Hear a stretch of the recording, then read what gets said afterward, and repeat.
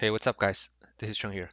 So today, let's take a look at today's challenge problem, which is number 334, increasing triplet subsequence.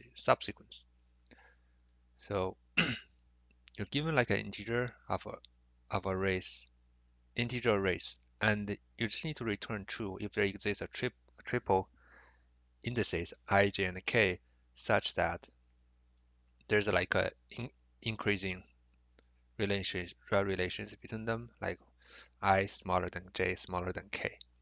And if there's no such indices exist, we just need to return false, right? So we have some examples. So first one, obviously there we have five, right? So we just need three. And this one doesn't have anything. That's why uh we have zero, right? And here is another one. And the constraint is like this. So the length of the number is 10 to the power of 5. And there's a follow-up.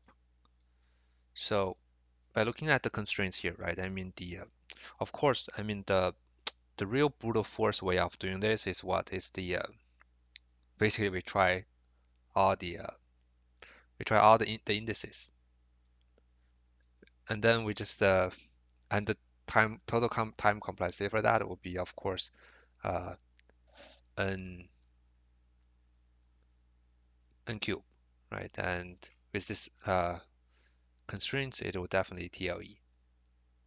So I mean there's a follow-up, right? The follow-up asks you to run in O n time complexity. But for me, the way I did was at the beginning was uh, the way I look at this problem was actually, so it's nothing more than like finding the RIS, the longest increasing subsequence. This is kind of like another RIS problem. And the only difference is that, it only asks you to find if there exists increasing subsequence whose length is 3. Since this one, the longest one is 5. That's why we can just return true. And after finding that one, I think this problem can be solved using a dynamic programming. But I think most of you knows that a traditional DP solutions for the IIS is a n square time complexity, right? And it will TLE given this one. So I think one of the options we have is that we can use like a n log n solutions for the IIS, and then that the problem can be solved. And so for those who still don't know the n log n solutions for IIS, basically we're storing the like a DP list here, and we just loop through everything from the nums here in nums. Okay, and every time when we have numbers here, we're doing the binary search. We do an index equals the bisect dot sect left here, and then we search this number within this DP. And if the index is smaller than the length of DP, then the uh, we know that the there's a smaller numbers there. I mean, basically there is a bigger number in this DP that we can replace. So which means that we can just simply update that numbers within the current one. And if it's else, it means that the current number is greater than everything in the DP. So which means that we have to expand the current length by appending the current numbers to the end. And so to get the IIS in the end, we simply return the length of the DP, right? Because the length of DP is the biggest, is the longest increasing subsequence. But since for this problem, all we need to check is that if there's a three length equals to 3. So we can just do early termination here. So basically, if the length of the DP here is greater than 2, then we simply return true. Otherwise just return false. All right, so, and if I run the code here, I believe should pass. Yeah, so this one it's passed, right?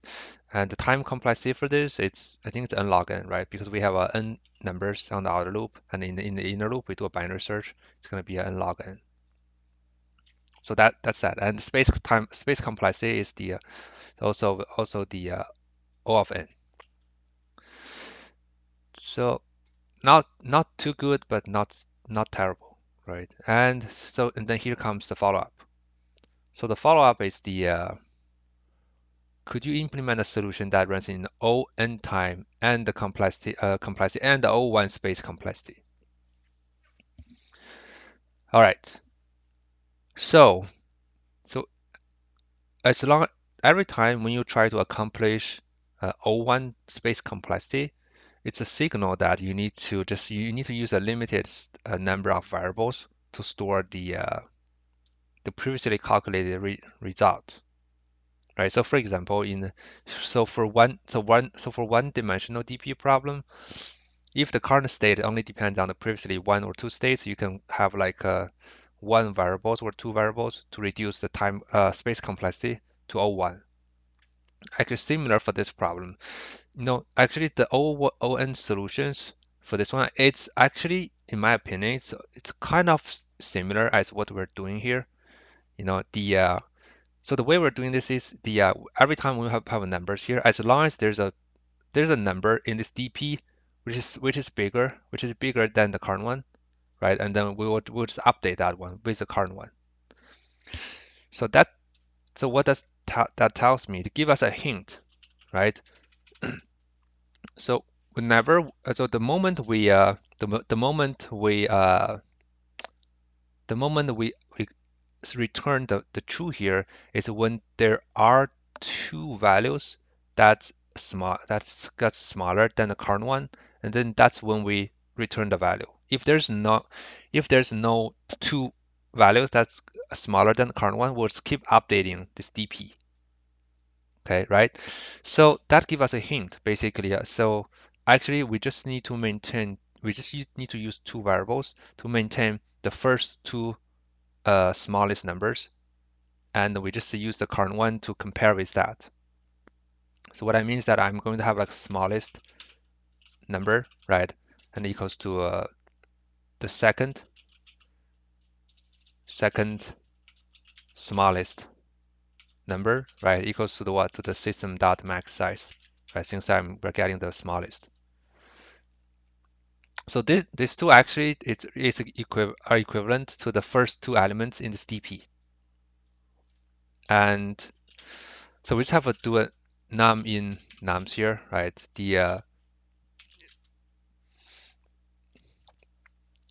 Since we only need to maintain these two variables here, instead of doing a binary search, we can just do a if else, right? So if the number is smaller than the smallest, okay, and then we just set the smallest number equals to num, right? Else if, right? Else if number is smaller than the second smallest number, right? And then we just assign the second smallest number.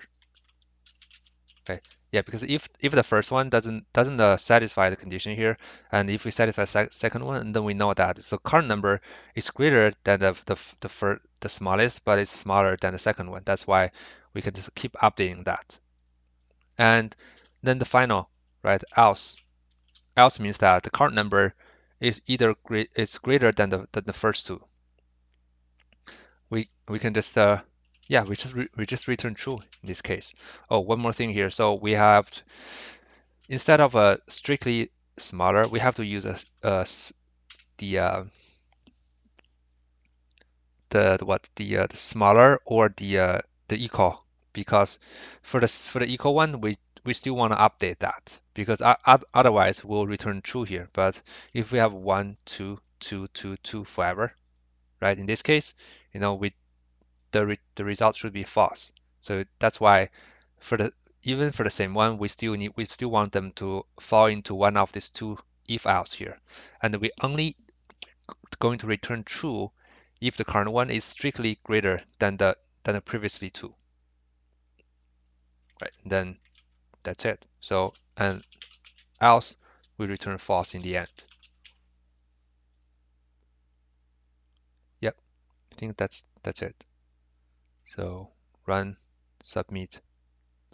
Yep, there you go. So and you can see here, right?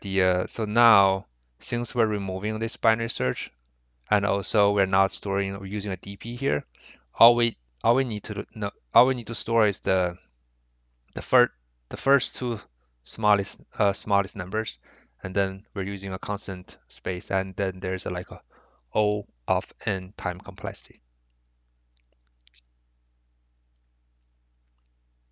Cool. Yeah, I think that's pretty much I want to talk about for this problem. I think it's a good one. Yeah, let me know what you guys think. And other than that, I'll just stop here. And thank you so much for watching this video, guys. Stay tuned. See you guys soon. Bye bye.